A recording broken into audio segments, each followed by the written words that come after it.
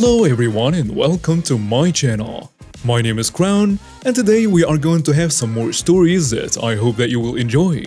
But before we start, it would be so much appreciated if you would subscribe to the channel, like the video if you enjoyed it, and maybe leave a comment down below. These simple clicks would mean a lot to the future of this channel and really reward the effort that I put in every day.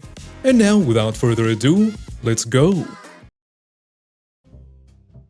First story. Bully me for months? I'll hit you where it hurts the most. Literally. For as long as I can remember, I had a habit of bottling up my emotions. My single father is a staunch believer in traditional masculinity, including the idea that men and boys shouldn't cry.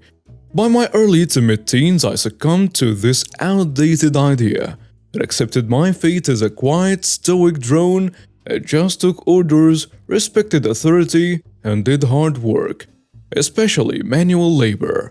Enter my high school, which had a huge problem with bullying. The worst kids by far were the trashy gangster kids. Their words, not mine, from the inner city who targeted anybody they considered weaker than them. I was a pretty muscular 15-year-old, but that didn't stop them from saying things like, "Dude, you are so fat," or "What's the matter, fatty? Lose your Twinkies on the way over?"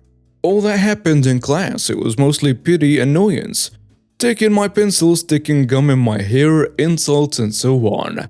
They got physical when the teachers weren't looking, tripping me in a hole and pretending it was an accident, slamming my head against the locker, hitting me with footballs or soccer balls, and saying a fake "whoops, sorry." By themselves, it didn't seem that bad, but enough grains of sand added up to a huge pile. And at that point, I was up to my waist in it. Of course, the school didn't do anything about it. Teachers would either tell me I'll take care of it, and then nothing ever changed, or I'd get something stupid like, "I did not see it, there is nothing I can do." Or, if I stopped class every time a kid was acting up, we'd never get anything done. Sure, and if a tree falls in the forest, it didn't make a sound because you didn't hear it. My father wasn't any help either. He'd tell me things like, "There's gonna be people like that everywhere you go, or if you're crying about this, you'll never make it in life." Basically telling me to go suck it up because there are worse things out there. As a kid, I was hurt by this, but I was 15, so my self-esteem had been run over by a combine a few times by now. For months, I just kept ignoring and waiting, hoping my teachers would keep their word about dealing with this problem. Sadly, it seemed they would rather prioritize pep rallies and career aptitude tests than do their job in keeping kids safe. By around spring, I'd had enough. By now, my sadness and annoyance had transmuted into boiling rage that I'd been keeping in me for far too long. If nobody was going to fight for me, I'd do it for myself, literally. I devoted the majority of my weekend to prepping for a showdown on Monday. One of the few good things about my father is that how knowledgeable he is in self-defense. He believed it was important for a man to learn how to fight. So he had me take several different kinds of martial arts classes. The problem here is that I'm not fighting against another student or in a monitored match.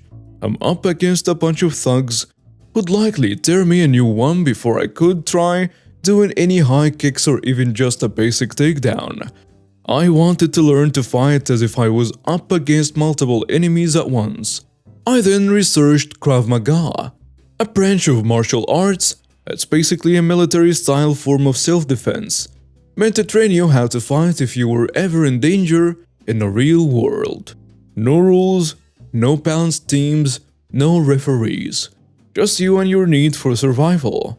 One of the components of Krav Maga is knowing the body's biggest weak spots, ones that maximizes the most amount of pain when hurt.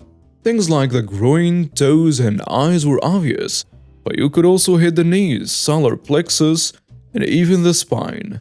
Since my classes didn't teach Krav Maga, you had to be 16 at the time, I watched many online videos, making mental notes of the techniques used.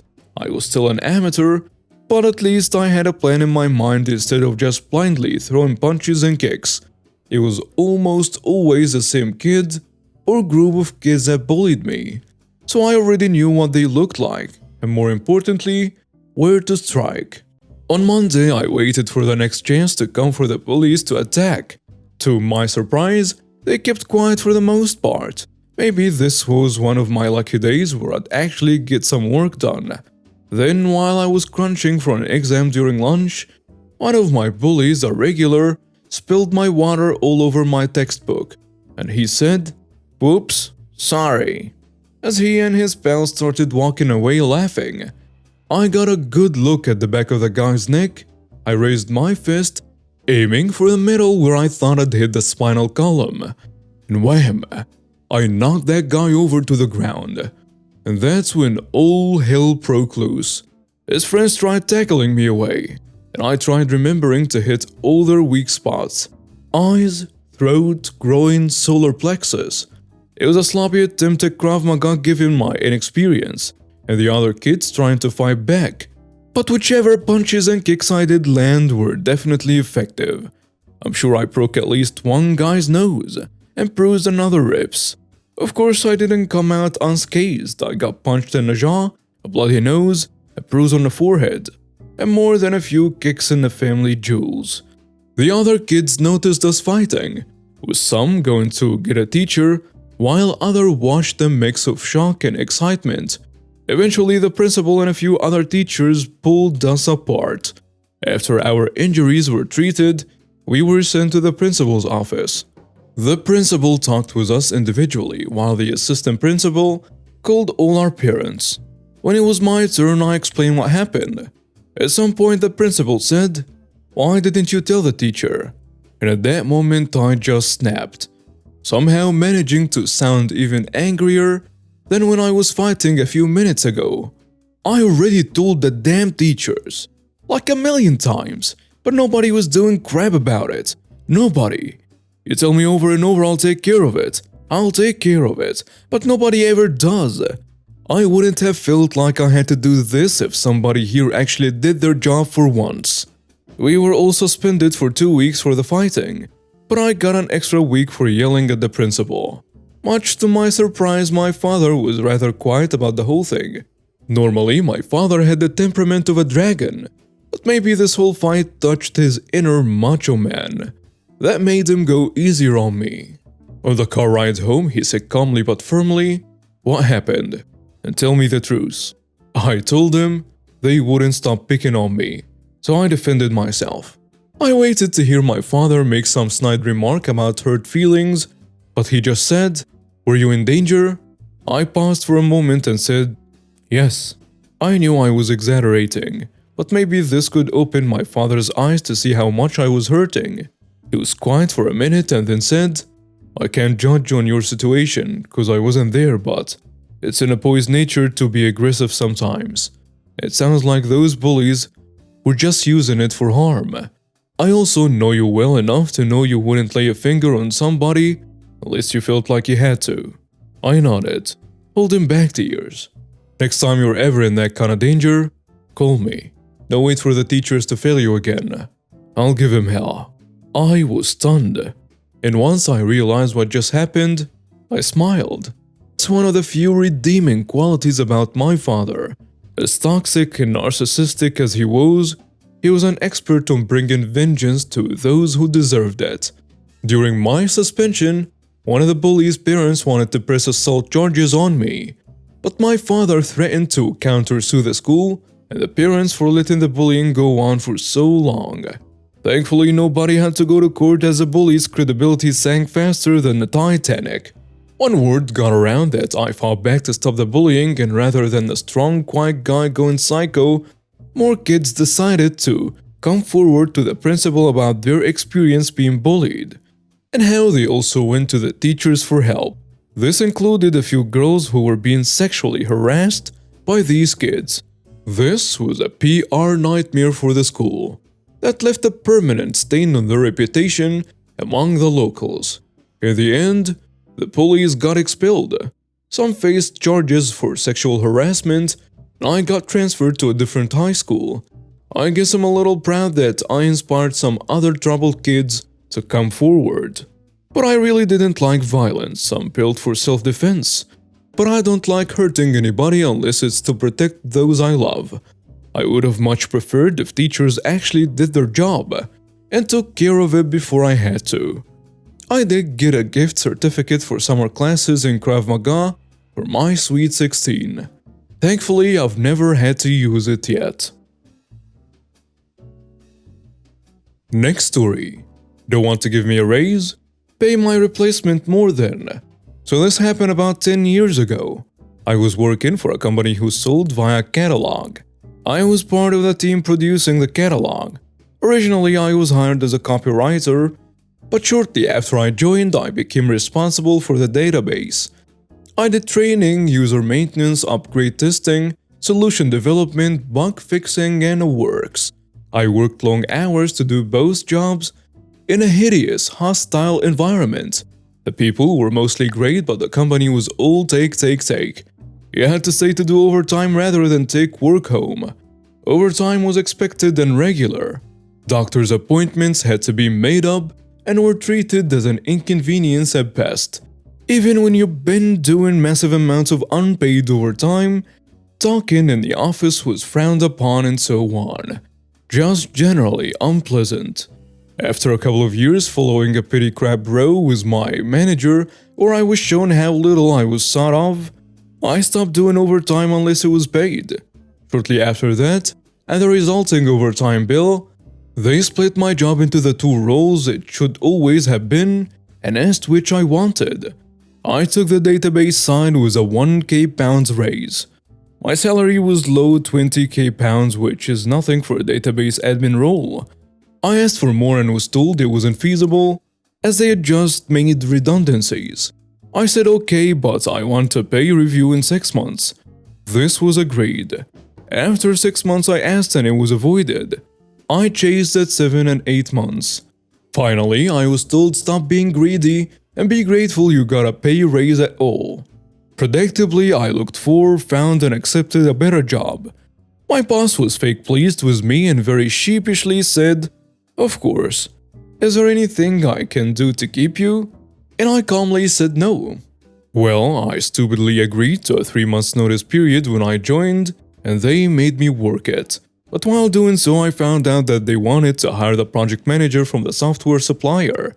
So next time he was on site, I had a friendly chat over lunch. I tell him, "I hear they want to hire you to replace me." I can't really talk about that. Me smiling, "No problem, but do not accept less than 30k pounds. Don't get me wrong, it's way more than I'm on, but the job commands it. They will work you hard for it and once you get here you will not get a raise. Plus your commute is longer and they need you. Hold out, they will pay it." He looked shocked and we finished our lunch chatting about random stuff. 6 months, yes, 3 months after I'd left and 6 months after handing in my notice. He started. Fast forward 4 years, I got an email from a recruiter asking if I was interested in a position after some digging. It's at my old company for my old job. I asked for the job description and pay scale, and the job description was the same one I wrote 4 years earlier, but with the reporting line amended to a different team and the pay was now 40k pounds. Oh, how I laughed. I did not apply. Next story. Entitled Karen mistakes me for a department manager and demands I tell her what the starting pay rate is. So I work in a stock/dairy department of a major supermarket in my area. And since the holidays are coming up, my store is trying to hire as many people as possible to deal with the holiday rushes. That means there are now hiring signs up all throughout the store. And while I've gotten questions about the process before, it's usually stuff like, how do I go about submitting an application? How old do you have to be to work here? Do they offer flexible hours for high school/college students? About how many hours do they give you a week? The usual stuff that potential applicants would rather ask an associate working on the floor than a manager. I also have to mention for the sake of the story that I recently got a work shirt with my name embroidered on it, so I wouldn't have to worry about wearing a name tag anymore.